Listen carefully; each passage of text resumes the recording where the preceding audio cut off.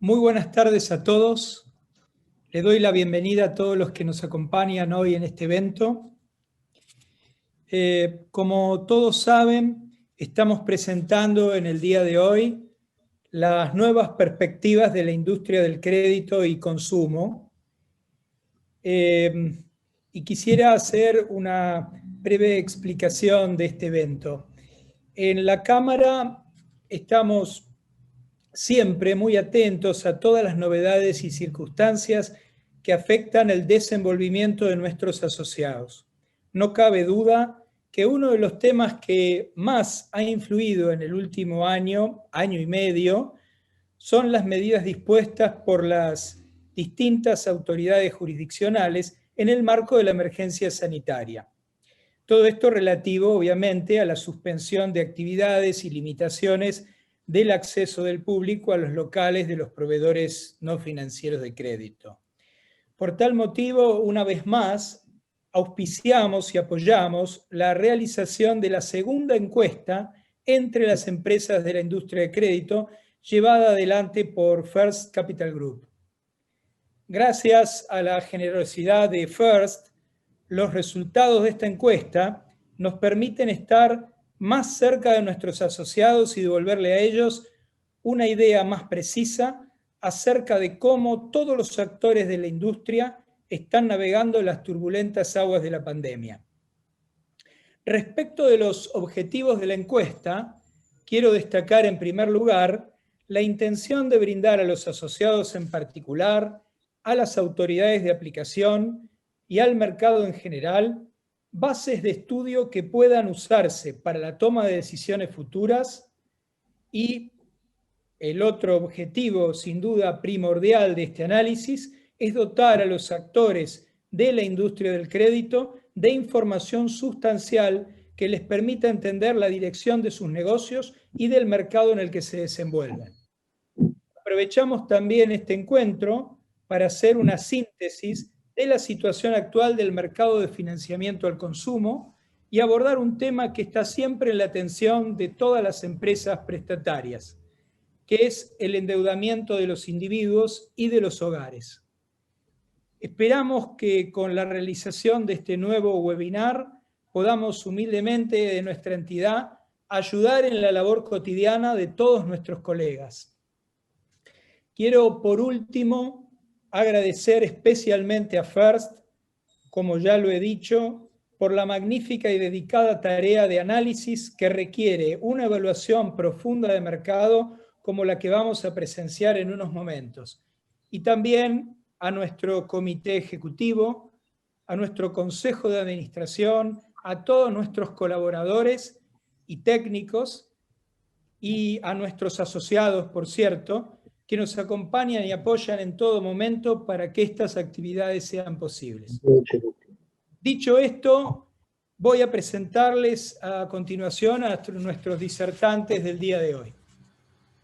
Nos acompaña en primera instancia Horacio Daniel Contino, es partner de First Corporate Finance Advisors, es contador público de la Universidad Nacional de Rosario y licenciado en Administración de la Universidad Nacional de Rosario. Tiene más de 35 años de experiencia y ha prestado servicio a grandes conglomerados empresariales nacionales y extranjeros. Encabezó, además, una gran cantidad de operaciones de securitización y emisión de deuda corporativa en el mercado de capitales argentino. Es asesor financiero de importantes empresas de retail, agrobusiness y de consumer finance. Participó en la creación y el desarrollo de sistemas de crédito para consumo de las principales empresas de retail del país. En cuanto a su experiencia académica, ha dictado cursos en la Universidad Austral de Rosario y en la Universidad Católica de Rosario. Frecuentemente es disertante en conferencias y seminarios sobre el mercado de capitales argentino. Publica frecuentemente artículos en diarios y revistas en relación a su experiencia. En la actualidad es, desde el año 2000, es partner y socio de First Corporate Finance Advisors. También ha sido partner de Deloitte & Touche Corporate Finance partner de Ernst & Young Financial Services and Real Estate Consulting, gerente de Arrigoni y Asociados y gerente de entidades financieras. También nos acompaña hoy el señor Guillermo Barbero, contador público nacional de la Universidad de Buenos Aires, es socio de First Corporate Finance, sociedad anónima, en el área de Corporate Finance, con una amplia experiencia en Consumer Finance. Se ha especializado en asesoramiento a bancos, entidades financieras no bancarias y empresas comerciales en temas referidos a la financiación al consumo, control de riesgo crediticio y la securitización de créditos al consumo. El señor Barbero, dentro de su cartera de clientes, ha conducido y realizado diferentes tipos de actividades relevantes, como el diseño del área de préstamos de consumo, desarrollo de planes de otorgamiento de crédito y de medios de pago propios, reestructuración y ventas de compañías y asesoramiento para la recomposición patrimonial de bancos. El equipo de trabajo que él integra ha participado en transacciones de financiamiento estructurado con más de 1.493 emisiones por un total nada más y nada menos de 150.000 millones de pesos. Además, con orgullo, es vicepresidente de Asoprofi.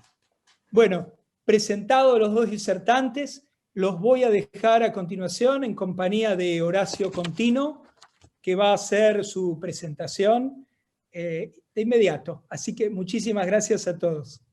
Muchas gracias, Diego. Bueno, gracias, Diego. Gracias a todos por participar de esta charla.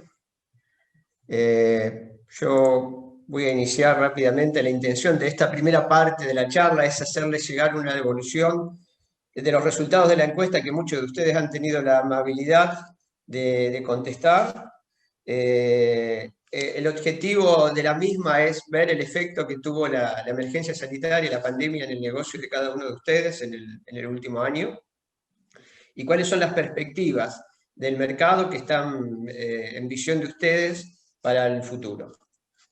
Para ponernos un poco en tema y en contexto, la pandemia generó cambios de hábito en la industria del consumo, todo el mundo lo sabe, e instaló una nueva preferencia en el comercio electrónico. Todo esto que ya en muchas compañías estaba siendo analizado, en la pandemia aceleró el proceso de transformación digital de muchas de las compañías, a veces por necesidad. La pandemia presentó desafíos como de cobranza, de liquidación, de sucursales cerradas que hubo que reemplazar rápidamente.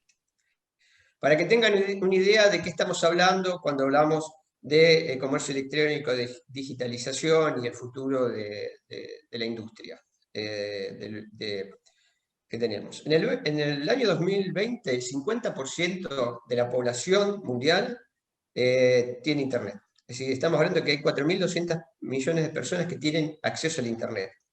Para que tengan una idea del crecimiento, en el 2015 era solo de la mitad. Y si nos remontamos al 2000, era solo del 6%. Otras cifras que también son bastante contundentes de nuestro futuro es el e-commerce. Hoy representa el 16% del consumo mundial. Hay países como Estados Unidos, China, Gran Bretaña que representan el 30% del comercio mundial. En Argentina, el efecto de la pandemia ha hecho que muchos negocios utilicen este medio hayan duplicado el volumen de operaciones. Por un lado es eso. Por otro lado tenemos otro ingrediente que la pandemia tuvo sobre la economía. Todo el mundo sabe que Argentina bajó un 10% en su PBI, el mundo un 3,7% aproximadamente en lo que fue el año 2020, es decir, la pandemia pegó a todos, a nosotros más, por supuesto. Hubo rubros muy castigados en el tema de su volumen de ventas, entre el 16 y 25%, si uno va a rubros como automotores, motos, electrodomésticos. Algunos más todavía. Indumentaria solamente bajó el 35%, bueno, ni que hablar de gastronomía, que bajó más de un 50%. Se entiende que en este contexto la digitalización, digamos, y un poco como decía yo, de prepo, digamos, creció, esto lo dijo Galperín en un reportaje que tuvo ya hace un tiempo, creció en un año lo que tenían planificado crecer en 3 y en 5. Es decir, aceleró todo el ritmo y todo el proceso de utilización. Ahora, vamos a la encuesta. Empresas participantes. Bueno, primero quiero agradecer nuevamente a todas las empresas que tan amablemente se han prestado a responder el cuestionario. Nosotros siempre tratamos de hacerlo ameno y rápido, digamos, pero bueno, igual hay que tomar siempre un tiempito para hacerlo. Nosotros en esta encuesta invitamos a 300 profesionales, dueños de compañías y demás relacionados todo con los préstamos de consumo, y hemos obtenido 110 respuestas de esa encuesta. Para que tengan una idea de cómo se compone el universo de esas compañías, el 14% son comercios minoristas y retail y el 86% compañías de crédito de consumo. Avanzando un poco sobre los productos comercializados, de estas compañías que contestaron la encuesta, el 49% comercializa préstamos personales en efectivo, el 24% créditos de consumo originado en comercios, el 12% tarjetas de crédito abierta, hay un 10% de tarjetas de crédito cerrada y hay un 5% de otros. A ver, para aclarar un poco otros, hay muchas compañías que expresaron dar préstamos de capital de trabajo a comercios asociados o a personas que ejercen la actividad minorista. Si nos vamos al perfil de los clientes que tienen estas empresas de préstamos de consumo, el 60% de los encuestados trabaja con empleados en relación de dependencia en el perfil de sus clientes, mientras que autónomos y monotributistas representan el 40% del perfil, ¿sí? Esto es para que tengan una idea. Ustedes tienen en un eje el porcentaje de la cartera, de la relación que representan el porcentaje de su cartera, y en otro eje el porcentaje de encuestados. ¿Sobre con qué perfil de clientes trabaja? Bueno, la mayoría es el segmento C2, C3, que al momento de la encuesta estaba entre 35 y 75 mil pesos. Hoy eso se incrementó en el mes de julio, hubo una actualización de ese monto, pero al momento de la encuesta era esto, entre 35 y 75. Y eso representa el 50% de su clientela. Luego le sigue D1, D2 con el 31% de la clientela, y lo que sería BC1 representa el 19% de la clientela.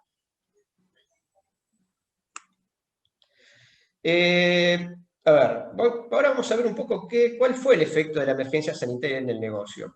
Es decir, la primera parte, cuando hicimos el relevamiento de quienes participaron, nos da una muestra bastante similar a la que participó en la encuesta que hicimos a mediados del año pasado. Así que el que se quiere tomar el trabajo de comparar una con otra, puede tener resultados de que realmente lo que se estaba proyectando en la encuesta se dio en la práctica luego pasado todo este año. El efecto de la emergencia sanitaria en el negocio en este último año, nosotros teníamos, cuando inició la pandemia, hubo muchos cierres de sucursales, durante la pandemia hubo actividades que no se pudieron desarrollar, aquellos que tenían sucursales o negocios dentro de los shopping vieron restricciones hasta hace poco tiempo, y por supuesto, con las cifras que yo di al principio, era dar de pensar que iba a afectar el negocio de originación de préstamos de consumo. Según la respuesta de la encuesta, para el 52%, tuvo un impacto negativo en la originación de crédito y disminuyó. Se mantuvo en el 20% y solo aumentó en el 28%. ¿sí? Hay que tener en cuenta que quizás parte de este 28% que aumentó estaba muy relacionado con el negocio electrónico también, y ya tenía sus plataformas armadas para poder pasar las restricciones que tuvimos. En lo que hace ahora específicamente, eso fue durante el año, digamos, eso fue el volumen que se operó durante el año, que vimos que hubo una baja importante. Ahora, ¿qué pasa cuando comparamos abril del año 2021 con abril del año 20, que era plena pandemia? Bueno, ahí la noticia es buena, es decir, hubo una recuperación. Es decir, del peor momento de la pandemia a abril del 21, aumentó el volumen de negocios en un 68%, un 16% se mantuvo y solamente un 16% sufrió una reducción. ¿Cuáles fueron los aspectos que se afectaron durante la pandemia? Bueno, el 57%, sí, nosotros preguntamos si había afectado la originación de créditos, la cobranza de créditos o en ambas operaciones.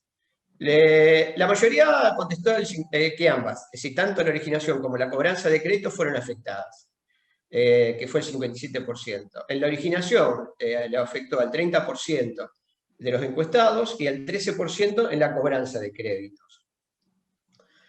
Cuando vamos al impacto que tuvo específicamente en la cobranza, en lo que corresponde a la cobranza, un 50% disminuyó en el periodo marzo-abril del 21. Un 30,36 logró aumentar y un 19,64 se mantuvo. Este número no fue peor en el contexto que vivimos en los últimos meses, porque muchos lograron mantener un canal de cobranzas alternativo por medio de utilizando tecnología, convenios de terceros habilitados, billeteras, botón de pago, etc. Hubo que ser muy creativos y, como decía antes, lo que a lo mejor teníamos planificado crecer o implementar en 3 o 5 años, se vieron obligadas las compañías a hacerlo de inmediato. Era un tema de supervivencia. ¿Cómo afectó en la mora? Bueno, el 13% disminuyó la mora, esta es la excepción. Se mantuvo en el 33% y aumentó en el 54%. ¿Cuál es la buena noticia dentro de este mal número? Porque, como ven, la mayor parte de las empresas mantuvieron su nivel de mora o la incrementaron. Que los que incrementaron, el 67%, aumentó entre un 0 y un 20%. Si no fue tan significativa. Es decir, las empresas se desenvolvieron rápidamente para lograr sistemas de cobro que le permitan mantener sus carteras al día. Nosotros, digo nosotros, en FERS, como ustedes saben, operamos mucho en el mercado de fideicomisos financieros y demás. Cuando empezó la pandemia, como en todas las empresas, armamos un comité para seguir cómo impactaba esto en la cobranza de las carteras de crédito y el repago de los fideicomisos. Ustedes saben, por supuesto, que uno cuando arma una estructura tiene en cuenta la historia de pago de la compañía, con qué segmento de clientes trabaja, cuáles son los requisitos y condiciones, bueno, y uno trata de en todo eso armar una estructura. Lo que nunca se tuvo en cuenta es que una pandemia iba a evitar que la gente quiera pagarle la cuota y no pueda pagarlo porque estaba inhabilitado para ir y hacerlo. Con lo cual nosotros teníamos reuniones muy periódicas para seguir el comportamiento de la cartera. Y la verdad que nos sorprendió a todos. Nosotros, la verdad, teníamos grandes temores de que la pandemia impacte fuertemente en la cobranza. Y si bien lo hizo, la verdad que solamente en un pequeño segmento afectó mucho. Fíjense que en el 11% de los encuestados aumentó más del 51%. ¿Sí? Pero la mayoría, casi el 70%, aumentó solamente entre el 0 y el 20%. ¿Qué pasó con la originación? ¿Sí? No, perdón.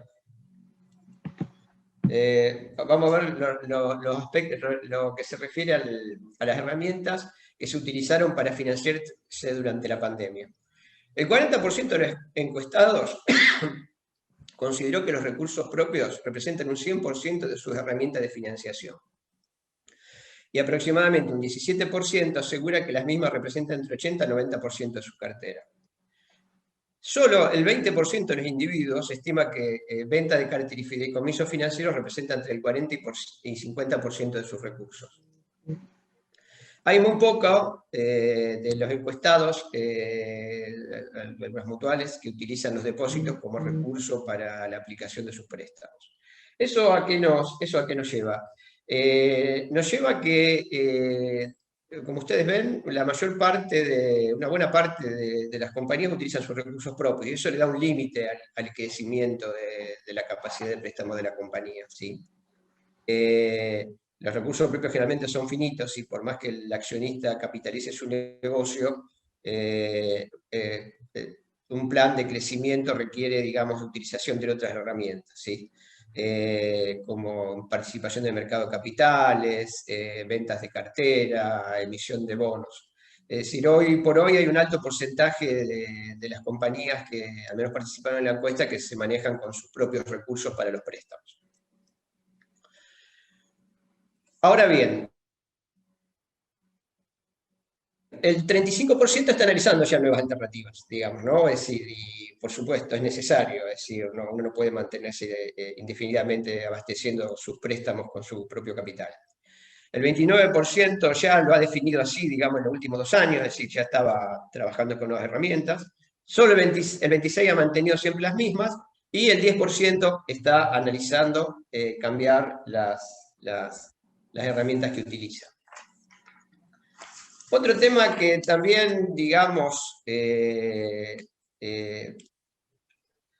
analizamos fue qué canales de comercialización utilizan los distintos comercios que participan en la encuesta. Y acá el tema, el canal es el 75% de todos los encuestados están utilizando sucursales propias. Luego sigue la alianza con comercios y todo lo que es e-commerce y crédito web está por debajo. La tendencia en el mundo, es decir, la mayoría, como quiero repetir, utiliza sucursales propias, ¿no? La tendencia en el mundo hoy es ir más al e-commerce y al crédito web. Entre los que participaron en la encuesta no hay una alta participación, digamos, en estas herramientas, que indefectiblemente llegan, porque recordando algunas palabras que dije, si nosotros en lo que va de 5 años se duplicó el uso de Internet, el comercio electrónico creció en un porcentaje que el año pasado duplicó, ¿cuánto puede faltar para que todo en el sistema de préstamos de consumo, todo lo que es créditos vía web o e-commerce sean lo más preponderante de la industria, ¿no? Nuevos canales de comercialización, era otra de las consultas. ¿Están buscando nuevos canales? Sí. Bueno, y acá sí es un poco la respuesta a la cifra que vimos antes. El 63% está analizando incorporar nuevas tecnologías para la originación, el 56% para lo que es la cobranza, o sea que hay un alto porcentaje que está trabajando ya en todo lo que es electrónico. Hay un 10% que ya tenía implementado y hay un 5% que está ahí pensando de implementar o no, digamos, estos canales para el desarrollo de sus comercios. Bueno, acá hay un tema también agregamos una pregunta que no, por supuesto no estaba el año pasado porque estábamos tomando experiencia de cómo se evaluó el trabajo home office. Yo antes de leerles la respuesta les voy a comentar, digamos, al menos mi experiencia personal, ¿no? Nosotros en la oficina decidimos trabajar, digamos, home office, solamente reducidos grupos de personas acudían a la oficina, con un control estricto y demás. Y la verdad que si nosotros medimos lo que sucedió, digamos, superó nuestra expectativa, ¿sí? Al igual que más del 50% de todos los encuestados. Es decir, pudimos trabajar muy bien, no tuvimos problemas de comunicación con los clientes, ni problemas de trabajo en equipo. Ahora, yo creo que acá la pregunta está, ¿qué va a pasar el día después de la pandemia? Miren, yo les voy a dar, yo vivo en la ciudad de Rosario, trabajo en la oficina de FER de Rosario, soy socio de ahí. Nosotros estamos para los que conocen Rosario, estamos en un edificio de oficinas, Norlin, lo que es Puerto Norte de Rosario, edificios nuevos, muy lindos. Cuando nos mudamos a ese edificio había una lista de espera, es decir, para poder alquilar oficinas y trabajar en el edificio había que participar en una lista de espera porque estaban totalmente ocupadas. Hoy, por hoy, tenemos pisos completos de la oficina que están vacíos, ¿sí? Y algunas compañías que no se retiraron totalmente, tenemos una compañía cliente de la oficina que ocupaba 2 pisos, se ha quedado con un par de oficinas grandes dentro del mismo edificio y ha rescindido el contrato que tenía por el resto, porque decidió que el trabajo con Office dio resultado, que solamente iban a mantener oficinas para hacer reuniones de trabajo cuando así lo requieran o para atender determinados tipos de clientes. Yo creo que hay modalidades de trabajo que vinieron para quedarse. Miren, otro ejemplo, y disculpen que use el ejemplo personal, pero me parece que es la forma mejor que tengo yo de graficarlo. Yo soy, al vivir en la ciudad de Rosario, viajero frecuente de la ciudad de Buenos Aires, ¿no? Es decir, no solo por clientes, muchos de los cuales están en el interior, no sé, a modo de ejemplo, teníamos una reunión con una calificadora de riesgo para evaluar la nota corporativa anual, viajaba el dueño de la compañía que a lo mejor vivía en la ciudad de Rosario, Santa Fe o Córdoba, por decirles algo. Yo viajaba desde Rosario, nos encontrábamos en la oficina de la calificadora de riesgo, analizábamos, digamos, lo que había que hacer, aprovechábamos el viaje para atender alguna otra cosa que teníamos en Buenos Aires, tanto el cliente como nosotros, y nos volvíamos. Yo creo que eso ya va a disminuir notablemente. Es decir, nosotros hemos tenido durante estos últimos 14, 15 meses este mismo nivel de reuniones vía Zoom, trabajando cada uno en su lugar, no viajando y aprovechando mucho mejor el tiempo. Es decir, esta pandemia va a crear cambios de comportamiento, no solo en el consumo, sino también en la forma de trabajar. Por supuesto que se han perdido cosas de trabajar personalmente, a veces uno es preferible ver la cara de la persona con la que se sienta para ver determinados temas, digamos, y tenerlo cerca. Pero yo creo que la nueva normalidad no va a ir, no vamos a volver todo el mundo, digamos, es decir, vamos a usar mucho el home office y muchas compañías ya lo están viendo. De hecho, ustedes deben haber escuchado noticias de la cantidad de metros cuadrados de oficina que hay libres hoy en Capital Federal y en el resto del país.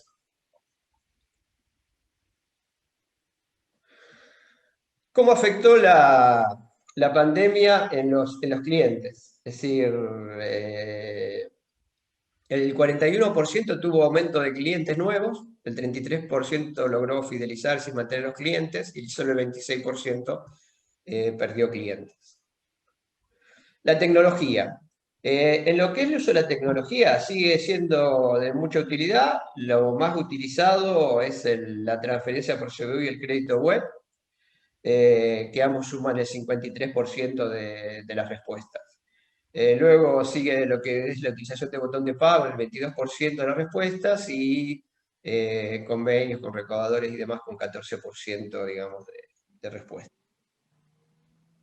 Perspectivas del mercado, digamos, hacia dónde vamos, qué respondieron las compañías. Bueno, yo creo que hoy pasamos de un momento de mucha incertidumbre acerca de cómo vamos a salir y cómo va a ser esta transición.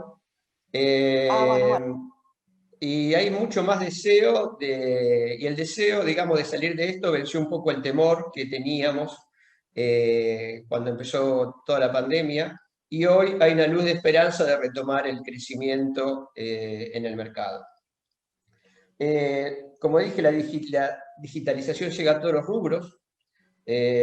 Todos sabemos que hoy somos más digitales que antes. La pandemia pegó a todos, pero quizás el efecto no fue tan grande como se esperaba, y hoy se espera una recuperación del volumen de negocios y en la cobranza de préstamos. Yendo al tema de la estrategia de captación, digamos, hoy la incorporación de tecnología representa, digamos, la mayor estrategia que están enfrentando las compañías, con un 87% de respuestas positivas. Hay un 51% que piensa captar mayor cantidad de clientes, disminuyendo, imagino, los requisitos para originar créditos. El 41% va a incorporar nuevos productos y el 13% va a hacer alianzas estratégicas. Ahora, estos objetivos que se trazaron, ¿en qué plazo? Fíjense, el 47% y el 48% opina que esto va a ser hecho en el corto y el mediano plazo. Ya. Es decir, todo, como les dije antes, todos los planes de modificación de las estructuras comerciales, de incorporación de tecnología, de la incorporación de estas nuevas herramientas, se aceleraron por el efecto pandemia. ¿Cuáles son las perspectivas del negocio? ¿Qué opinaban? Bueno, que pueden afectar el negocio a mediano plazo, ¿no? El 83% está preocupado por el empeoramiento de la situación de las familias. Y eso es una realidad, digamos, ¿no? Ustedes hoy tienen que con la caída del PBI del año pasado al 10%, y hoy tenemos una recuperación parcial, algunos hablan de un 6%, en industrias que han sido muy castigadas, todo lo que sea entretenimiento, servicios y demás. Hay mucha preocupación por los ingresos de muchas personas, de muchos individuos, y sobre todo hay mucho temor de muchas personas de endeudarse porque no saben si en el futuro van a tener ingresos que les va a permitir pagar sus deudas. El 72% piensa que va a haber poca reactivación del consumo, digamos, la respuesta es bastante pesimista. Hay un 69% que está preocupado por las nuevas regulaciones y requisitos que puedan surgir en la industria. El 58% del límite de tasa activa, digamos, tanto regulaciones como tasa activa es un problema, digamos, que preocupa a la industria desde hace bastante tiempo. Hay un 50% que está preocupado por el ingreso de nuevos jugadores internacionales en lo que es formato tecnológico, fintech, y digamos, y concuerdo con esa preocupación. Bueno, hay un 36% dificultad de acceder al fondeo, bueno, y después en menor proporción cambio de comportamiento de los clientes, ingresos de nuevos jugadores del mercado, incremento en el costo del financiamiento. Perspectivas del negocio, digamos. ¿Qué medidas van a tomar en caso de que se afecte el negocio a mediano plazo? El 89% contestó que va a hacer adecuaciones operativas y comerciales. Imagino que muchas de ellas vienen relacionadas con la pregunta anterior de la incorporación de tecnología.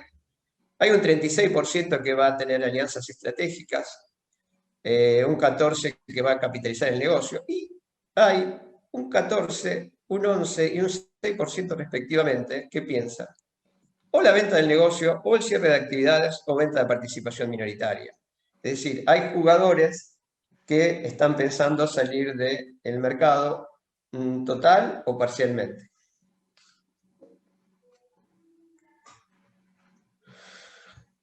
Con referencia a la cobertura de activos ante posibles pérdidas significativas de poder adquisitivo, digamos, de la moneda, llamémosle devaluación, inflación, un 39% no utiliza ningún instrumento de cobertura.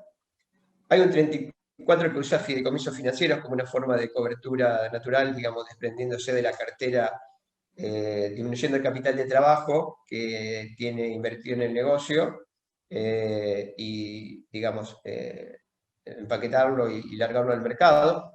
Hay algunos que utilizan instrumentos de cobertura dólar futuro, un 28%. Otros utilizan la venta de cartera, digamos que es un efecto similar a lo que es el fideicomiso financiero, y otros utilizan obligaciones negociables. Es decir, hay un porcentaje todavía que está bastante importante, que está cerca del 40%, que no tiene una cobertura de activos ante movimientos bruscos del valor de la moneda, de devaluación o incremento de la tasa de inflación en el país. Ya vamos cerrando, ven las originaciones en el transcurso del 2021. Bueno, hay un 58% que es optimista, piensa que durante el transcurso del 21 va a crecer, digamos, el volumen de originaciones. Considera el principal factor nuevos canales de comercialización. Luego un 40% consideró nuevos productos como el segundo factor más influyente, y en tercer lugar la aplicación de la tecnología. Por otro lado, en cuarto lugar se considera la apertura de sucursales. Fíjense que la apertura de sucursales dejó de ser para muchos un motivo de crecimiento, de aumento de evolución, y está en el cuarto puesto en las preferencias. Hoy el 50% estima que retomará el crecimiento en el segundo semestre del año 21 y otro 50% que lo retomará recién en el año 2022. Bueno, para finalizar, digamos, así ya le doy paso a Guillermo para su presentación. Estamos en un momento de mucha incertidumbre acerca de cómo vamos a salir y cómo va a ser esa transición, digamos.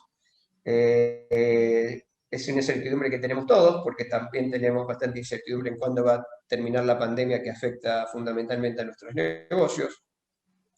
La digitalización llegó a todos los rubros y las respuestas de esta encuesta también lo muestran. Muchos para la liquidación de préstamos, muchos para la cobranza, muchos para utilizar para ambas operaciones. Y la pandemia pegó, digamos, en ambas cosas, tanto en la originación como en la cobranza, pero no tuvo un efecto tan grave como algunos podíamos pensar cuando inició todo esto, y la verdad que no se sabía bien durante cuánto se iba a mantener. Es decir, la Argentina estuvo cerrada durante mucho tiempo, pero por suerte, si bien el efecto, digamos, hubo efectos negativos, digamos, en la industria de préstamos de consumo, la misma no fue tan grave como uno podía suponer. Bueno,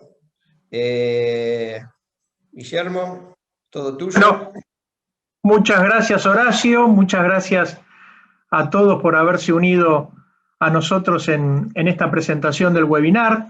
Les queremos agradecer mucho la presencia. Vamos a pasar ahora un poquito, como hicimos el año pasado, si ustedes estuvieron presentes en ese webinar también, queremos compartir un poco de información acerca del mercado. Para poner en contexto, no solamente lo que nos responden nuestros encuestados, sino también para dar un poquito la perspectiva de cómo es el tamaño, el volumen del mercado, las características que tiene el mercado, como para que nos ubiquemos dentro de las respuestas, las podamos medir en función de la importancia relativa que tienen cada una de ellas. Vamos a empezar primero que nada comparando en ese momento, en junio de 2020, teníamos un determinado tamaño del mercado. Ahora tomamos datos de marzo 2021, que son los datos que tenemos disponibles de la central de deudores, como para poder hacer este análisis comparativo, qué pasó entre las dos encuestas, cómo se desempeñaron los distintos actores financieros del crédito de consumo, para poder marcar una evolución en este tiempo. Si recuerdan ustedes, en junio 2020 teníamos un mercado de 1.830.000 millones de pesos argentinos, de los cuales 1.648.000 correspondían a bancos y entidades financieras reguladas directamente por el Banco Central, y 182.000 millones correspondían a proveedores no financieros, en sus distintas modalidades. Para eso entonces teníamos que la torta se repartía en ese momento un 90% para las entidades bancarias y financieras y un 9,9, prácticamente un 10, un 90-10 para los proveedores no financieros. ¿Qué pasó desde junio 2020 a marzo 21? Tenemos ahora un activo total de créditos de consumo de 2.471.000 millones de pesos, de los cuales 2.184.000 millones corresponden a los bancos y 287.000 millones corresponden a los proveedores no financieros. Primera gran conclusión es que la participación relativa de los proveedores no financieros dentro de la torta del crédito de consumo creció no poco significativo, sino un monto interesante. Subió 2 puntos su participación de market share dentro de lo que es el mercado de créditos de consumo total. Pasó del 9,9 a un 11,6 y los bancos, por supuesto, retrocedieron y pasaron a ser el 88,4% de esta torta. Si analizamos quiénes son los principales ganadores en ese segmento, tenemos los proveedores no financieros fundamentalmente vinculados al sector tarjetas de crédito. Las tarjetas de crédito crecieron en participación del 5,4 al 7,1, Los créditos retail se mantuvieron prácticamente en los mismos valores, del 3,6, 3,5. Hay una recuperación de mercado de las mutuales y cooperativas, que pasaron del 0,7 al 0,8, y lo que tiene que ver, lo que comúnmente denominamos fintech o compañías de crédito que operan fundamentalmente a través de medios electrónicos, pasaron de un 0,2% de participación a un 0,3%. También un progreso importante porque vienen, digamos, de valores mucho más chicos y mucho menos significativos individualmente. También esto es importante que en el periodo la inflación registrada fue de aproximadamente el 33,8%, 34%. Entonces, el retroceso de la cartera de los bancos viene dado porque no pudieron mantener en este periodo un crecimiento de cartera equivalente a los valores de inflación. Si comparamos marzo 21 con junio 2020, la variación de las carteras estuvo en el 32,5%. Entonces estuvieron por debajo del valor de la inflación. Esa participación que perdieron contra la inflación también la perdieron contra el market share, digamos, ¿no? Ya vemos que en general todos los proveedores no financieros se mantuvieron más cerca de la inflación o crecieron inclusive, sobre todo la fintech y las tarjetas de crédito, que lograron capitalizar ese quedarse de las entidades financieras, fundamentalmente en este rubro. Si queremos, lo que hacemos es un poquito después, también para poner en contexto, el total que nosotros decíamos, los 2.471.000 millones de total del mercado de crédito del consumo, lo dividimos en dos grandes grupos. Ahí verán ustedes los dos círculos azules, los bancos y el resto del sistema financiero, ¿no? Compañía financiera y cajas de crédito, si hubiera en ese momento, me parece que ya no había ninguna caja de crédito, llegaban a 2.184.000 millones. Y los proveedores no financieros, 288.000 millones. ¿Cómo se componen los 288.000 millones de los proveedores no financieros? Como decíamos antes, fundamentalmente tarjetas de crédito, 175.000 millones, préstamos retail es compañías de crédito de consumo o negocios o comercios con sistemas de crédito propio que venden créditos o venden productos a crédito. Luego, con 19.000 millones tenemos todas las mutuales y cooperativas y 8.000 millones el universo de fintech en el mercado. Seguimos analizando un poquito más para que ustedes se den una idea y ahora atacamos el total de bancos y entidades financieras. Los valores de los bancos, ¿cómo se reparten? Del total de bancos y entidades financieras, hay 10 entidades que se llevan el 78,5% del mercado. O sea, estamos en presencia de un mercado muy concentrado, donde solamente hay alrededor de 90 entidades financieras en la actualidad. Ustedes piensen que las otras 83 entidades tienen el 21,5% nada más del mercado. Acá podemos ver que, a su vez, dentro de lo que es Banco Nación y Banco Provincia de Buenos Aires, tenemos prácticamente el 30% de este 78,5%. O sea, de este 78,5% hay un 30% que lo ocupan el Banco de la Nación Argentina y el Banco Provincia de Buenos Aires. Luego vienen entidades financieras privadas, Banco Santander Río, Galicia, Banco Macro, el Banco Francés.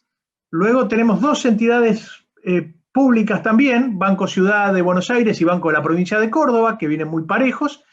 Y en último lugar, digamos, están el ICBC y el Banco Supervil, como las principales entidades financieras.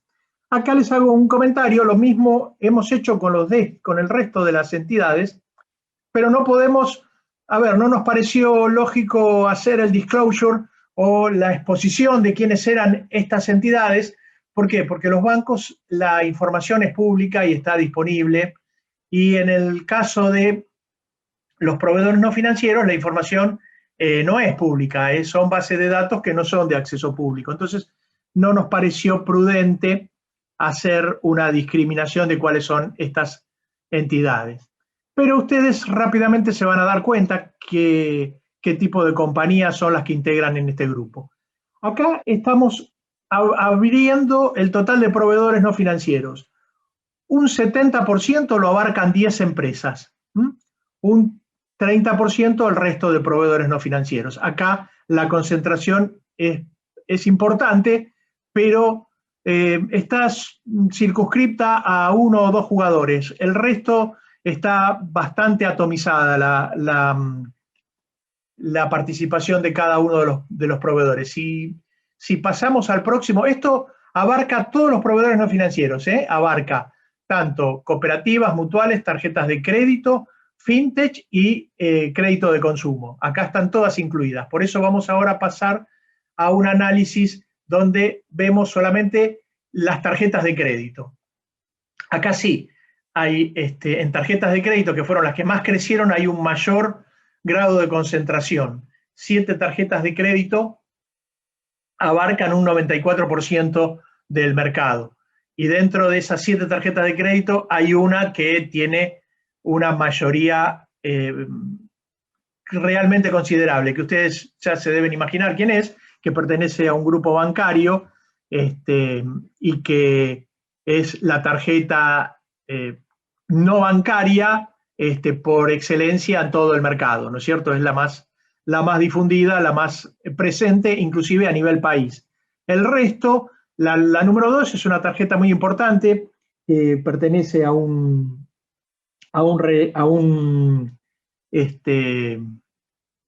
una marca de supermercados muy extendida, que tiene presencia también en todo el país y que tiene varios formatos de crédito.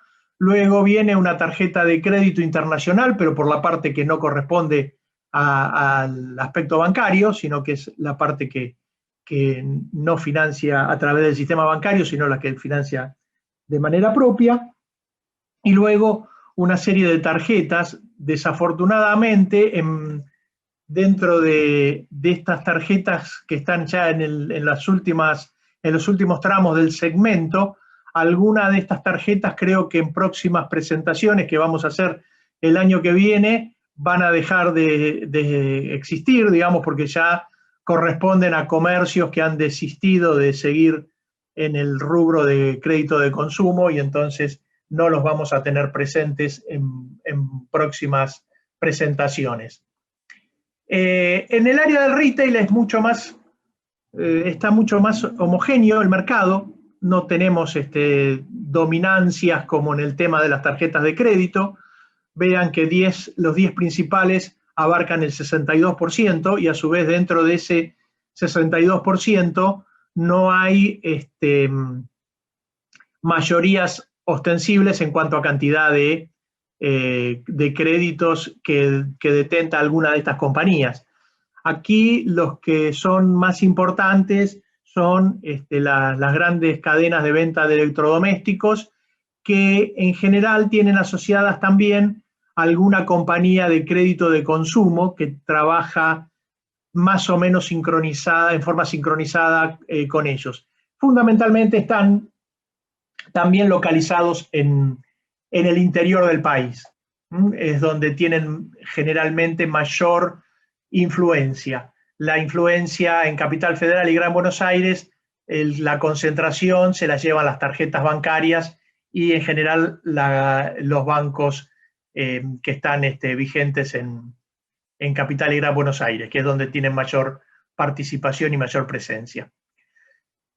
Cada vez, vemos que cada vez hay menos concentración, sobre todo en un sistema de mutuales y cooperativas, que es el menos concentrado de esta presentación. Tenemos las 10 cooperativas más importantes, y mutuales abarcan solamente el 53% del mercado, y a su vez no hay gran diferencia entre la número 1 y la número 10, ¿no?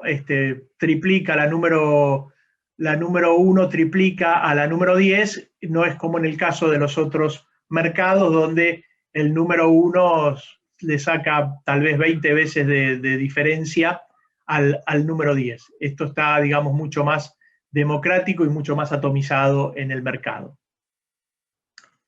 Bueno, por último tenemos los proveedores no financieros que se asimilan como fintech, los que hacen una colocación a través de medios electrónicos. El 94% son los primeros 10, pero en el 6% restante no hay muchas compañías tampoco, no todas. Como esto sale de información de la central de deudores, hay algunas que no han informado o que no tienen datos, entonces acá se puede acá puede haber alguna distorsión mayor en cuanto a la información, porque puede haber alguna compañía más importante que esté dentro de este lote que no esté presentando la información correctamente en la central de deudores. Pero bueno, en líneas generales acá ustedes ven cómo hay dos compañías que están dominando prácticamente el total del mercado en cuanto a importancia y market share. También de la central de deudores quisimos hacer esta introducción porque nos va a servir para más adelante cuando lleguemos a la parte del endeudamiento. Tenemos que el total de clientes informados en la central de deudores asciende a 15,8 millones de individuos. De esos 15,8 millones de individuos, 8,9 millones solamente tienen un producto y 6,9 millones tienen más de un producto. Cuando nos referimos exclusivamente a los 8,9 millones que tienen un solo producto, encontramos que ese porcentaje, el 75% tienen solamente un banco o una entidad financiera o una compañía financiera. El 75% de los 8,9 millones de personas que tienen un solo producto solamente tienen un banco, tienen una operación crediticia en una entidad financiera. Luego le sigue un 15% que tienen una tarjeta de crédito, proveedor no financiero. Recuerden que eran el rubro más importante dentro de los proveedores no financieros, el de las tarjetas de crédito, dominado a su vez por una empresa de retail y por una empresa ligada a un banco, a un grupo bancario nacional. Y el 9% que tienen un solo producto corresponde a créditos retail que están vinculados a empresas de crédito de consumo o empresas de electrodomésticos que entregan productos a crédito. También hicimos el análisis de los 6,9 millones de personas que cuentan con más de un producto. Acá el 60% corresponde a bancos y entidades financieras. ¿Qué significa? Que el 60% tiene más de un banco. Puede tener tarjeta de crédito en el banco 1 y en el banco 2, en la financiera A y en el banco B. ¿No es cierto? Tienen más de un producto, pero los dos son bancarios. El 31%, perdón, me expresé mal, me confundí con los números. El 60% tienen un banco y un proveedor no financiero. Es así, tienen un banco y un proveedor no financiero. Tienen una cuenta en un banco y tal vez tienen una tarjeta en un proveedor no financiero bancario. Ese es cómo se distribuyen los dos productos. El 31% solo tienen bancos o entidades financieras y el 9%, por más que tengan más de un producto, solo lo tienen en proveedores no financieros. Puede ser que tengan una tarjeta de crédito de un proveedor no financiero y un crédito de retail, o dos créditos de retail de proveedores no financieros. Esa es un poquito la muestra de cómo está conformado. Después vamos a volver un poquito cuando entremos en la parte del endeudamiento y vamos a tirar algunos números. No son tan precisos ya porque acá dependemos mucho de la información de cada una de las entidades y en algunos casos encontramos algunas inconsistencias y entonces no los quisimos plasmar en la proyección porque pensamos que puede haber algún error de información dentro de lo que tiene que ver con el mercado.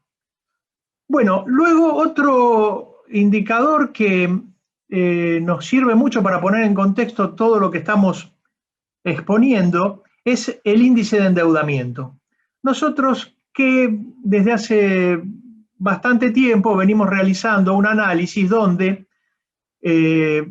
conceptualmente lo que consideramos es a todo el mercado de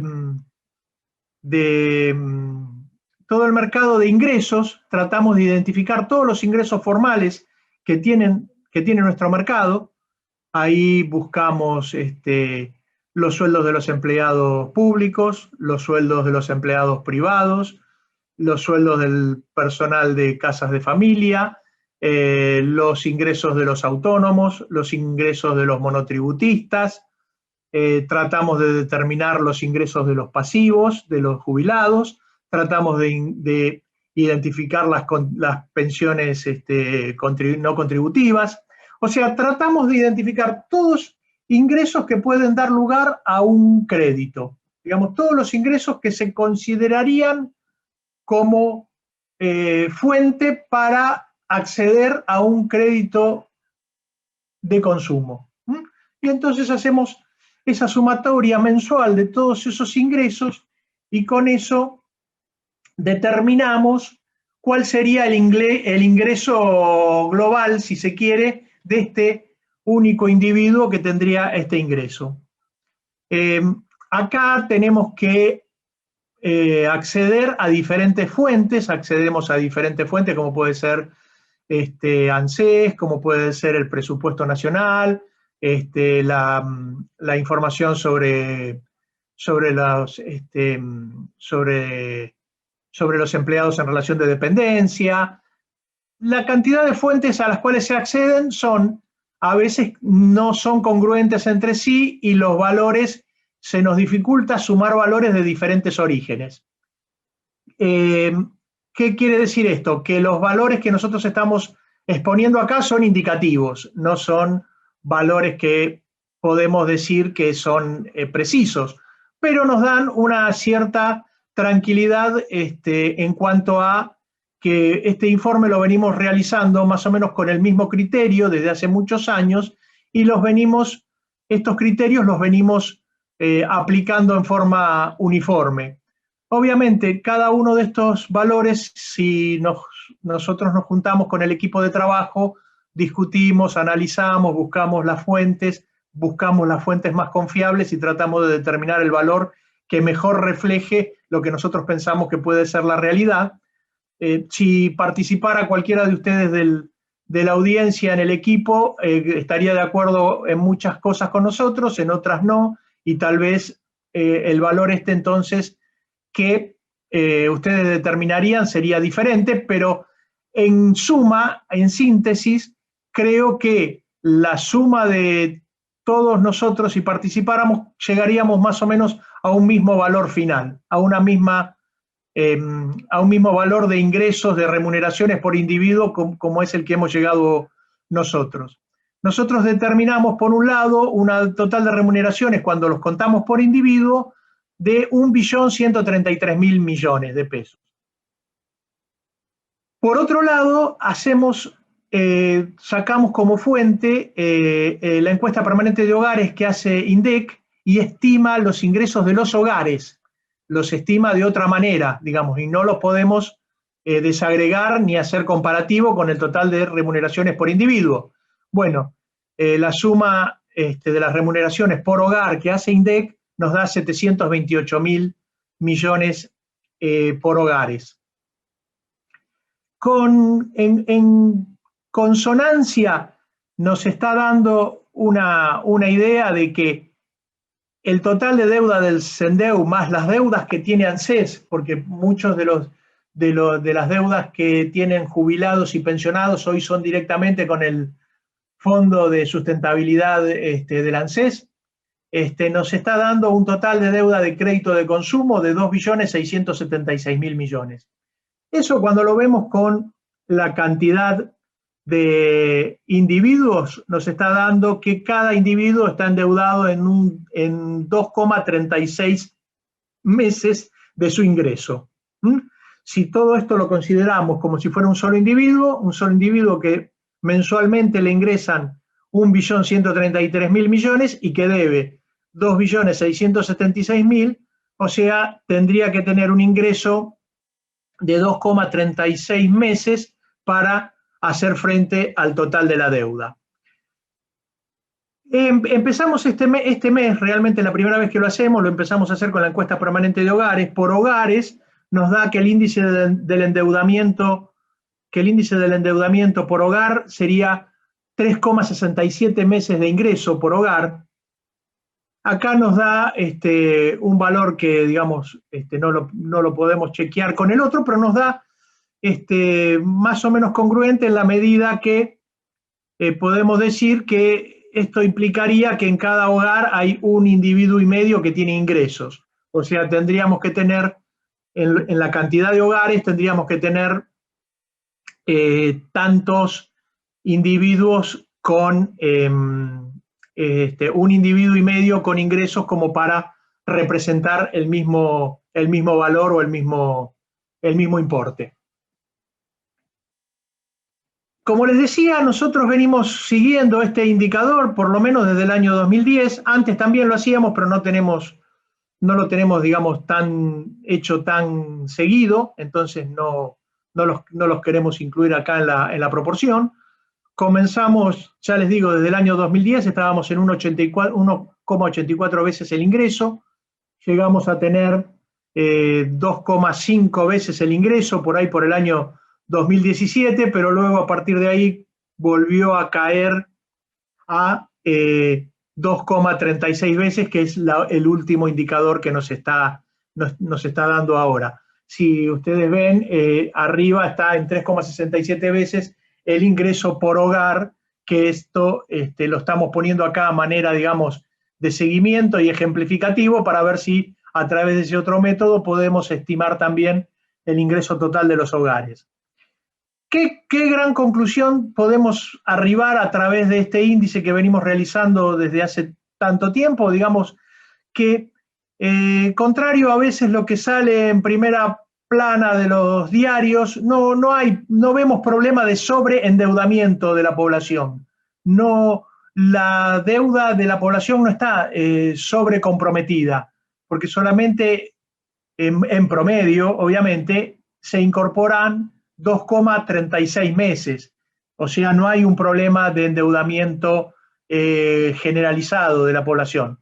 Si nosotros pasamos por un segundito a esta filmina donde en Estados Unidos, en Chile o en España, o inclusive Colombia, que no es un país muy bancarizado, pero que el nivel de endeudamiento, el índice de endeudamiento de los créditos de consumo abarca desde 8,4 meses hasta 13 meses en Estados Unidos y Chile, que son países, sobre todo España, Chile y Estados Unidos, está fuertemente influido por el crédito hipotecario. Pero tenemos que tener presente que también en Argentina, últimamente, el indicador de crédito hipotecario también ha crecido significativamente en los últimos años a través de los programas de crédito UBA y los programas Procrear. Tenemos también indicadores de créditos hipotecarios más importantes que años anteriores. Pero igualmente, considerando los créditos hipotecarios, estamos muy lejos de tener crisis de endeudamiento como tuvo España hace unos años o como tuvo Estados Unidos en la última crisis anterior a la pandemia, donde hubo un gran problema de endeudamiento de las familias, ¿no es cierto? Nosotros, si bien tenemos otros problemas, pero creo que no tenemos el problema de sobreendeudamiento. Por eso nosotros siempre tenemos que tener en cuenta lo siguiente, ¿no es cierto? nosotros hablamos de 15,8 millones de personas que tienen crédito, cuando la población económicamente, no la población económicamente activa, sino que la población a partir de 18 años que es susceptible de tener un ingreso salarial o un monotributo, es aproximadamente 26 millones de personas. O sea, el hecho de decir que en promedio un individuo está 2,36 veces endeudado, tenemos que tener en cuenta que hay 10 millones de individuos que no tienen nada de deuda. Entonces, seguramente el promedio del individuo endeudado va a ser más alto. Y a su vez, dentro de esa cantidad de individuos endeudados, va a haber individuos que tienen tal vez medio ingreso comprometido con deuda, y va a haber individuos que puedan tener 4 o 5 ingresos comprometidos por deuda. Pero cuando nosotros analizamos, por eso yo les decía que después íbamos a volver un poco atrás con la idea de los valores promedios, cuando nosotros vemos las operaciones por deudor, el promedio de operaciones por deudor es 1,71 operaciones por deudor, 2 operaciones por deudor. El sistema financiero y los proveedores no financieros somos también en ese sentido bastante cautos, y no fomentamos que un mismo deudor tenga muchos créditos dentro de su planilla de deuda. ¿No es cierto? Cuando un proveedor no financiero o un banco ve que una persona ya tiene compromisos o ya tiene comprometidos sus ingresos con otros proveedores no financieros o con otros bancos, ya generalmente lo discrimina y le niega nuevos créditos, con lo cual no se ven situaciones de sobreendeudamiento muy, muy pronunciado. Por otro lado, también tenemos otro tema que limita la posibilidad de crecer en cuanto al endeudamiento, que es la relación cuota-ingreso. Como nuestra economía generalmente está asignada por el corto plazo, cuando tomamos, por ejemplo, acá tomamos un caso típico, dijimos, bueno, vamos a suponer un individuo con un saldo promedio de 57.143 pesos y le doy 36 veces su salario, un préstamo. Si lo calculo a una tasa promedio del 80%, eso me va a representar que la cuota en 12 meses, sistema francés, me va a representar el 29,04% del ingreso, o sea, el 30% del ingreso. Un tope que generalmente se estipula en la relación cuota-ingreso de cualquier sistema de créditos. Si subo en el volumen de la tasa, 120% de tasa, esto incluyendo también, obviamente, IVA y otros gastos, la cuota representa un 34,4% del ingreso. O sea, el corto plazo que generalmente tienen nuestros préstamos también le pone un límite al crecimiento del endeudamiento con relación a el ingreso de las personas. Acá graficamos qué relación de cuota-ingreso tenemos en un préstamo de 2,3 veces el ingreso del individuo, y vemos que a un 60% de tasa la cuota da el 27% del ingreso, a un 140% de tasa la relación cuota-ingreso en un préstamo sistema francés en 12 cuotas da el 37%. Y sabemos que pocos bancos o proveedores no financieros se arriesgan a dar créditos de mayor cantidad de meses. De ahí tal vez podemos ver que los bancos que tienen mayor preponderancia en crédito de consumo son aquellos bancos que están en condiciones por su liquidez y su solvencia, tal vez en otorgar créditos a 36 y 48 meses. Pueden quebrar esta relación cuota-ingreso y pueden dar montos individualmente considerados de préstamos de un mayor volumen. Si por ejemplo, cuando hacemos el promedio solamente para entidades financieras, el promedio del préstamo está en 100.000 pesos. Y cuando vemos el préstamo promedio solamente de una empresa, está en 31.500 pesos. O sea, eso nos da la pauta que hay mucha diferencia en el préstamo individualmente considerado. Amén de que generalmente los bancos y entidades financieras tienen una cartera de créditos más caracterizada por pertenecer al segmento ABC1. Pasamos esto rápidamente por alto, lo que les decía, 26,3 millones de personas mayores de 18 años, de los cuales 15,8 tienen un crédito. Bueno, hasta acá un poco el panorama que les hemos pintado con un poco las opiniones que nos brindaron los encuestados. Les queremos agradecer una vez más a ellos que hicieron posible que nosotros pudiéramos elaborar este informe.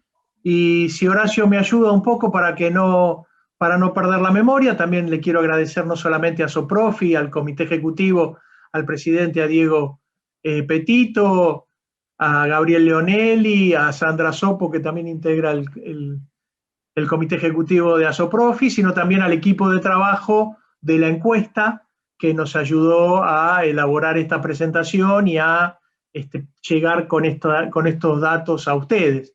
Ahí está Karina de Lorenzo, Marisa Vitali, Pablo Torres, Sandra Sopo, Bautista Robles, Micaela De Angeli, ¿qué más?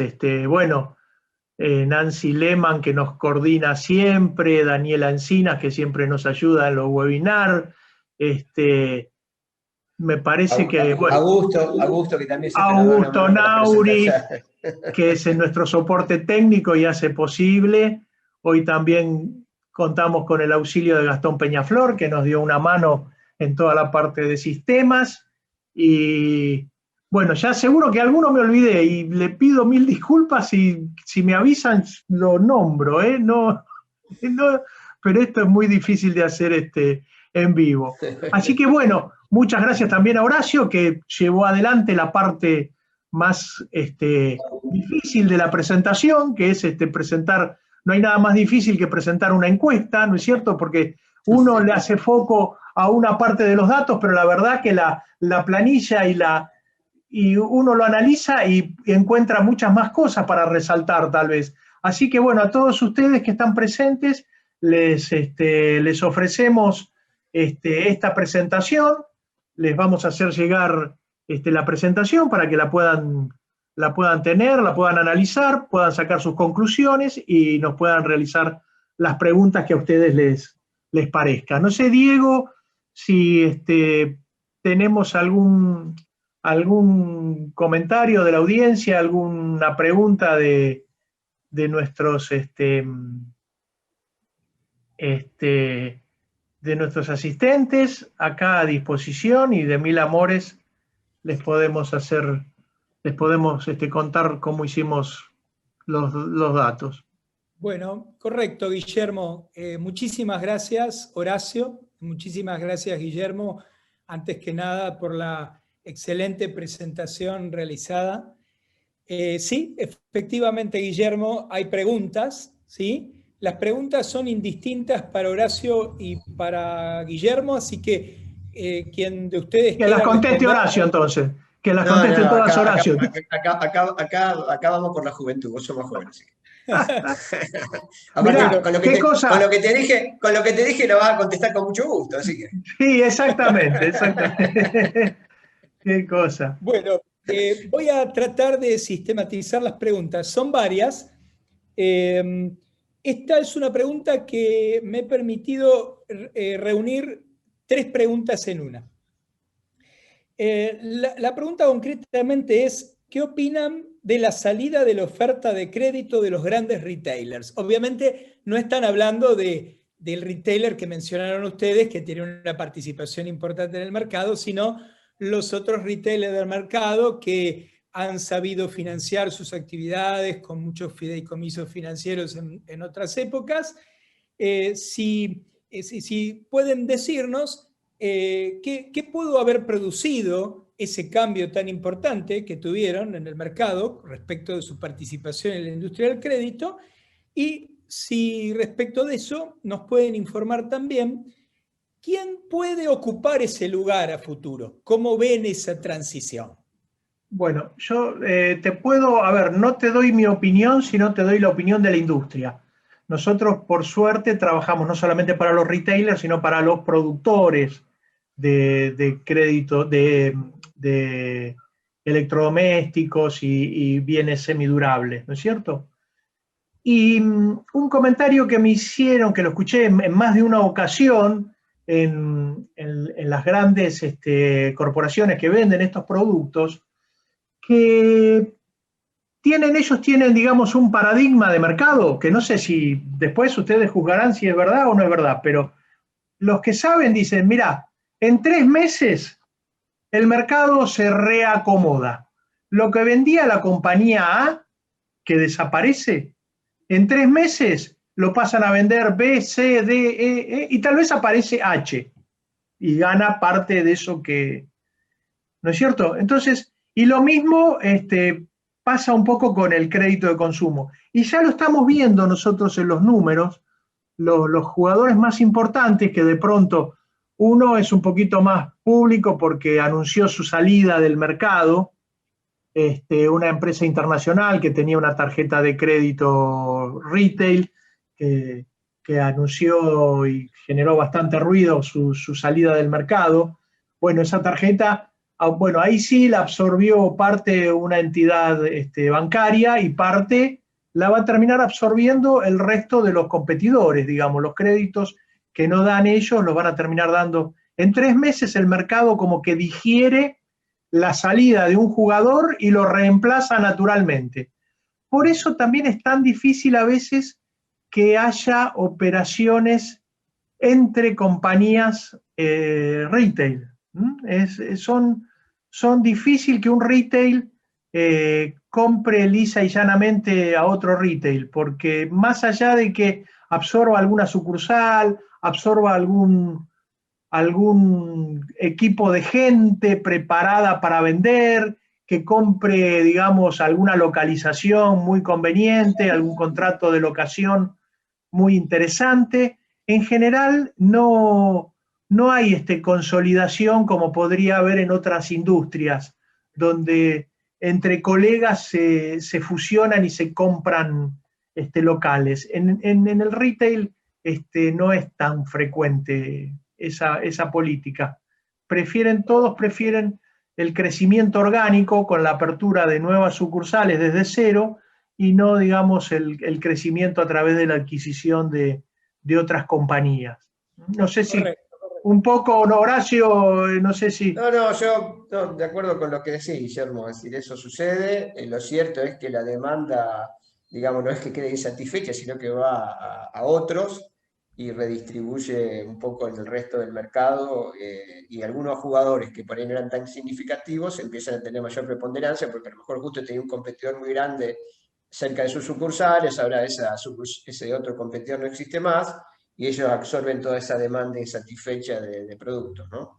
Pero bueno, eso sucede así, es en todas las actividades. Lo mismo pasa en el sistema financiero, cuando en la época que se parecían las entidades financieras, por supuesto, toda la demanda insatisfecha iba a otras entidades y se relocalizaban los créditos, los clientes, las cuentas. Claro, ahí el Banco Central tenía que participar activamente dando incentivos a otra entidad financiera para que absorba sobre todo a los empleados, ¿no es cierto? Porque los empleados tienen un estatuto de bancario y de estabilidad y de presión de alguna manera que hace que el Banco Central dé incentivos a una entidad financiera para que absorba sucursales de otra entidad financiera y para que de alguna manera haga una liquidación ordenada de los activos de la entidad financiera fallida, digamos, ¿no? En ese caso hay un tercero que interviene para que si no pasaría como dice Horacio, ¿no? Sí, lo cierto es que empiezan a haber otros jugadores, reitero una vez más, Y a su vez esos jugadores, como esta industria requiere mucho capital de trabajo, necesita financiamiento y son para nuevos participantes en el mercado de capitales, o si bien ya participaron, empiezan a participar en volúmenes mucho más importantes, ¿sí? En emisiones. Pero básicamente hay hoy dos mercados que se disputan todo lo que es el sistema de préstamos hoy, de fideicomisos, de distribución de fideicomisos, que son los retailers, y ya desde hace unos cuantos años todo lo que es venta de insumos agropecuarios, ¿no? Que también es un segmento que requiere mucho financiamiento, y la herramienta, digamos, que le ofrece el mercado de capitales, sin duda es la que más calza las necesidades que tiene. Bueno, muy bien, muchas gracias. Quizás también eso le da oportunidad a grupos que no tenían una participación importante en el mercado retail para también acceder a ese nuevo mercado a través de la compra de alguna compañía, como bueno, vemos en la realidad también que puede pasar, ¿no? Sí. Sí. Cambio de tema, salimos del mundo retail y les consulto. En base a la información relevada, vimos que no hay sobreendeudamiento ni de las personas ni de las familias, ¿sí? Pero podríamos decir, en contrario a ese concepto, que hay infraendeudamiento en comparación quizás con otros países. Y si en base a esto, de acuerdo a lo que sea la respuesta, se puede todavía tener algún margen para crecer en el otorgamiento de nuevos créditos. Muy interesante y la pregunta, y viene muy bien que toques ese punto, Diego, porque lo que yo pienso es que, digamos, no es que haya infraendeudamiento, lo que a veces tenemos es producto de nuestro corto plazo, tenemos mal perfil de deuda, tenemos a los clientes, no están sobreendeudados, pero no tienen mucha deuda, pero vence enseguida. O sea, imagínense que si los créditos promedio son de 12 cuotas o no mucho más, cuando decimos que está endeudado 2,3 veces el ingreso, el promedio de cuotas por delante que tiene un cliente son 6 cuotas, digamos, tiene que pagar ese ingreso en 6 cuotas. O sea, a veces tenemos problemas de perfilamiento. ¿Se acuerdan que se puso de moda la palabra reperfilando la deuda? ¿No es cierto? Sí. Por eso, a veces en la tarea de cobranza, las principales herramientas que tenemos a la mano para reconducir una deuda es otorgarle un poco de plazo al deudor para que se pueda nuevamente acomodar. Y a su vez, uno de los grandes males que tenemos en la Argentina, paradójicamente, termina siendo un remedio para encuadrar las deudas en algo otra vez lógico. ¿Por qué? Porque las deudas de alguna manera se van licuando solas, porque nadie le puede aplicar a una deuda morosa tasas de una operación vigente, porque a la larga sabemos que eso no conduce. Entonces, los incrementos de sueldos futuros, si bien a veces son inferiores a la inflación, pero permiten que el ingreso de las personas se acerque otra vez a poder recuperar el crédito moroso, ¿no es cierto? Y bueno, eso permite en alguna medida recuperar algunas deudas, ¿no es cierto? Pero no creo que lleguemos a tener, digamos, en estos niveles tendríamos que, para poder crecer en volumen de créditos, tendríamos que poder tener una proyección de horizonte de tasas de inflación, de crecimiento, que nos permita darle al común de la gente un crédito a 48 cuotas, por ejemplo. Claro. Y eso hoy es muy complicado, muy complicado. Podríamos resumir que hasta que no haya un cambio en las condiciones macro, esta proporción más o menos va a seguir tal como ustedes la describieron.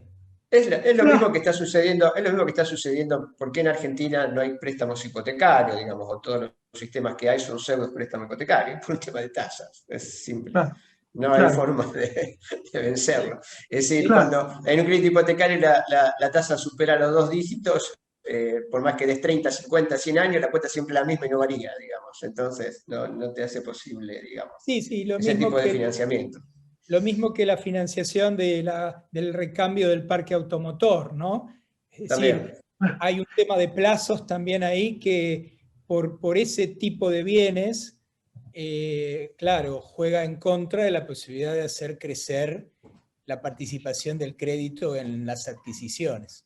Bueno, claro, porque ahí está la creatividad de Argentina, ¿no? Los planes de ahorro, ese tipo de cosas, digamos. Es decir, todo Claro, eso lleva, no es creativo a la fuerza, porque si existiese una tasa reducida, los préstamos serían todos prendarios, digamos, ¿no? Operaciones de claro. leasing como existen en otras partes del mundo. Pero acá claro, te lleva a planes de ahorro, cosas así, para poder mantener la industria viva, digamos. Bueno, esperemos que bueno, algún día trabajemos con... claro, con Horacio tuvimos oportunidad de trabajar en operaciones de reestructuración de deuda, ¿no es cierto? No de deudas personales, sino corporativas, donde, claro, cuando se marcan tasas, por ejemplo, del 60%, ¿no? Porque, digamos, porque si tenemos una inflación proyectada, qué sé yo, del 40, 50%, más la tasa pasiva, los gastos, los costos, la tasa activa pasa a ser el 60%. Entonces, cuando uno se plantea una operación a un año del 60%, en realidad uno le está pidiendo al deudor que pague parte del, cuando está pagando el interés, está pagando parte del capital, porque la tasa lo que también está haciendo está revaluando el capital.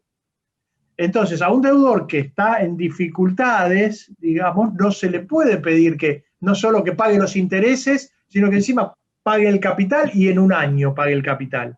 Por eso, a veces se pone tan en juego la imaginación a la hora de hacer una reestructuración corporativa, porque si no se actúa mediante algún esquema de tasas escalonadas, de tasas ajustables, si no se logran hacer acuerdos de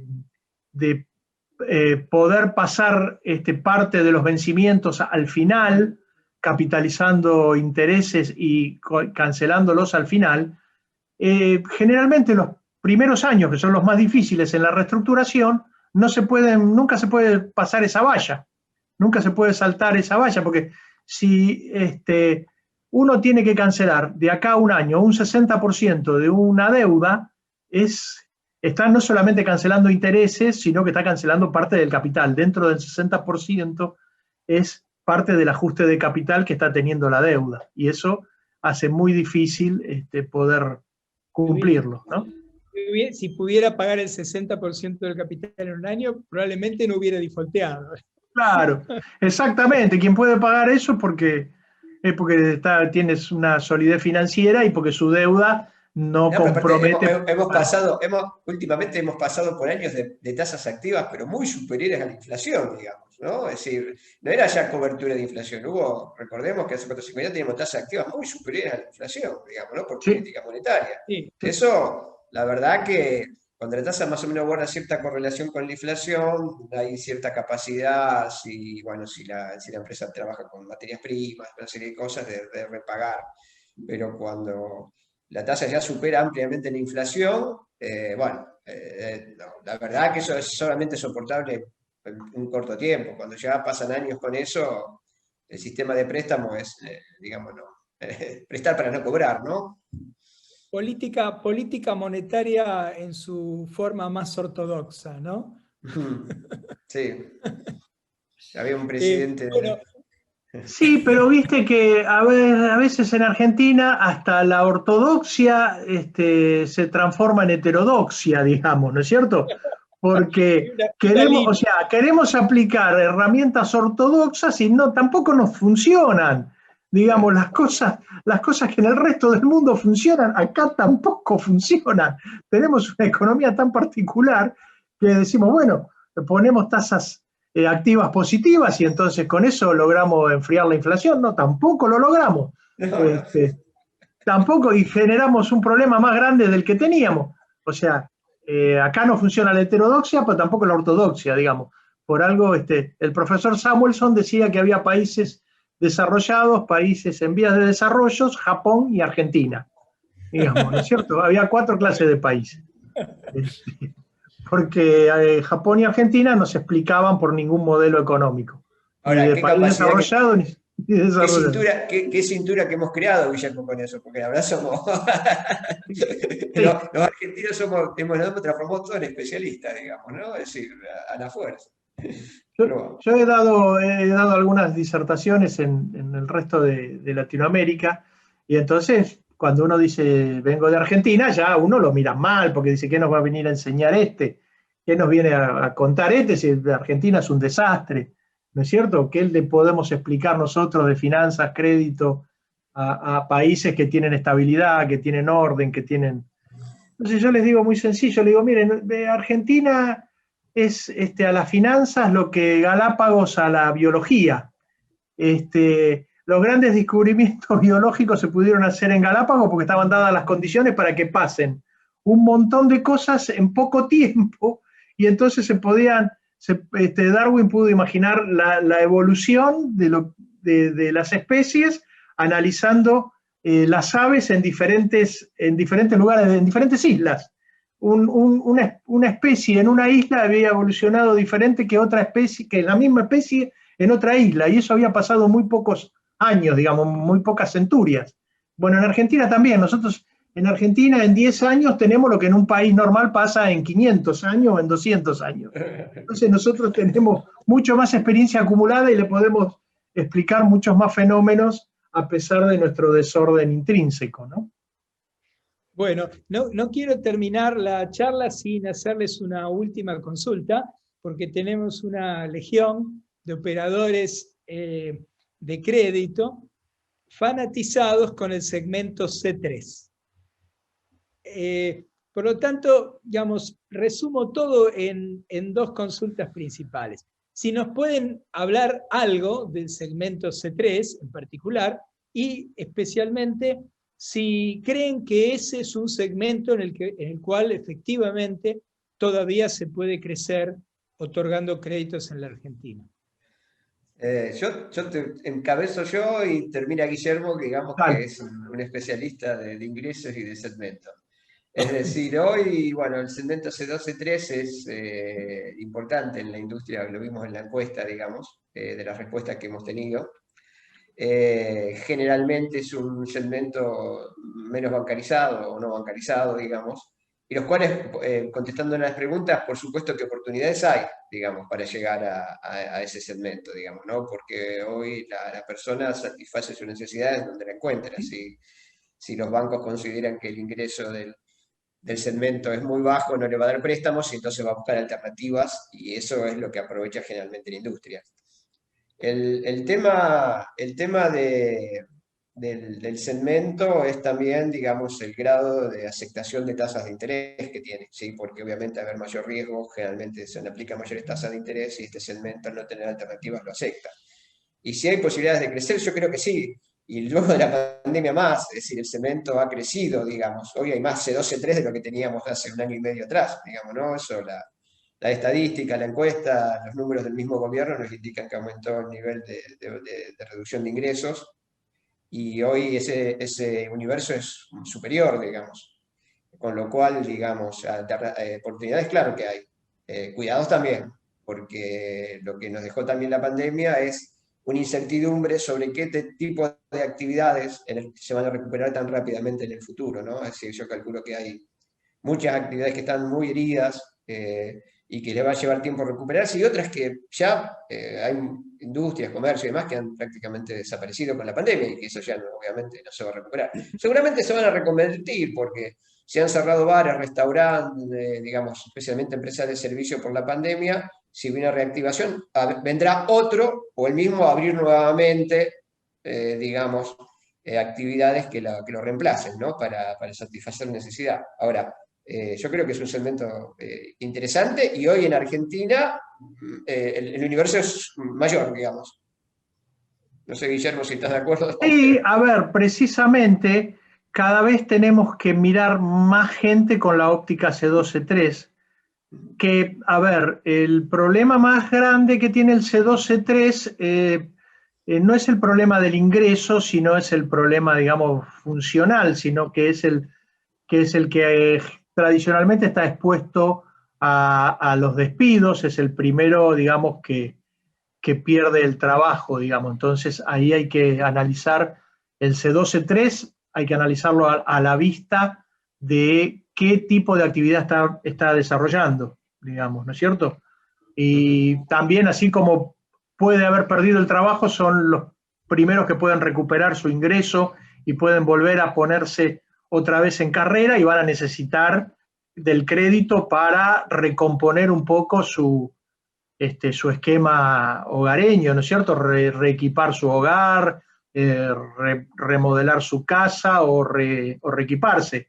Digamos, son las tareas, tal vez, como dice Horacio, los mozos, la gente que trabaja en el turismo, la gente que trabaja en un hotel, la gente que trabaja en servicios, que fueron los que, atención al cliente, que fueron los que perdieron primero su puesto, ahora también lo van a recuperar, si Dios quiere, más rápidamente. Entonces hay una oportunidad ahí. También son los que de alguna manera recomponen el salario más rápido, porque la base de la pirámide, digamos, tiene que tener un valor de sustento, ¿no es cierto? El ingreso mínimo tiene un valor de sustento. Generalmente estas crisis, ¿qué hacen? Achatan a la pirámide, se achatan los sueldos medianos y medios altos. Entonces tal vez sufre más el C1, que es el que está, digamos, ingresando en la clase media y que tenía un ingreso que se despegaba del C2, C3. Ese tal vez sufra más ahora, porque ese sueldo sí se va a quedar relegado. Y el C2, C3, bueno, tiene un gran riesgo, que es que la inflación para el C2, C3 le pega mucho más. ¿Por qué le pega más? Porque los aumentos de alimentos, bebida, transporte, las cosas más cotidianas, a veces le pegan más en relación a su ingreso. Los servicios públicos, las medicinas prepagas, todos esos otros ingresos tal vez están subvencionados o tienen ingresos limitados. En cambio, la comida de todos los días no encuentra a tope, digamos, el aumento de los precios de los alimentos, y eso le pega directamente en su disponible para endeudarse, digamos, en la parte del salario que puede destinar al pago de una cuota. Entonces también hay que proyectar. O sea que hay una oportunidad, hay que analizar estos nuevos riesgos, hay que ponerle mucho ojo a los riesgos medios altos y medios bajos, digamos, porque son los que están sufriendo tal vez más el retraso salarial, e inclusive son los que más difíciles, si de repente un profesional en una edad media pierde ingresos, le cuesta más reinsertarse laboralmente también. Entonces esos son los sectores, digamos, que pueden generar un problema más difícil. Por eso ahí hay que ser un poquito más prudente. Bien, muy bien, muy bien. Quizás cierro el tema diciendo, están ahí, son nuestros clientes, hay que trabajar un poquito más para conocerlos bien, para conocer su estructura de ingresos, el sector de la economía en el que se mueve, la dimensión geográfica. Cada vez hay que incorporarle más dimensiones de análisis al mismo producto, ¿no es cierto? Las proyecciones de la zona, es muy importante no quedarse solamente con un dato como puede ser el ingreso o como puede ser la antigüedad laboral, porque eso puede cambiar dramáticamente y lo hemos visto en este último año y medio que fue fatal, ¿no? Sí, sí, puede tener varias caras también. Bueno, Horacio, Guillermo, no puedo más que agradecerles la enorme generosidad que tuvieron de compartir todos estos conocimientos y todos estos análisis con todos nosotros. La verdad, me voy realmente lleno de entusiasmo por lo que han visto. Seguramente surgirán muchas preguntas adicionales a las que hemos podido hacer en este evento. Así que quedamos abiertos todos en la Cámara y también los disertantes, los comprometo para eso, para responder todas las preguntas adicionales que nos lleguen y cualquier otra inquietud que tengan los asociados y miembros de la industria respecto de estos datos para poderlos ampliar. Así bueno, que bueno. A disposición para lo que necesiten, ¿eh? Muchísimas gracias, la verdad. Muchas gracias. Gracias a todos ustedes y gracias por la presencia de todos ustedes. Guillermo. Muchas gracias, Diego. Un gusto para nosotros porque vemos lo que trabajan los otros integrantes del comité también en Asoprofi para poder llevar adelante esto. Así que, bueno, por eso nos comprometimos también a trabajar y poder presentar este trabajo en la Cámara. Así que un gusto, los esperamos a todos en la Cámara para trabajar. Tenemos, como siempre digo, tenemos un pico, una pala para cualquiera que se arrime y un casco porque hay que cavar trincheras y estar en el frente de batalla. Así que los esperamos. Los vamos a equipar. Muchísimas gracias a todos y a todos los participantes también. Un gusto. Muchas gracias. Hasta la próxima.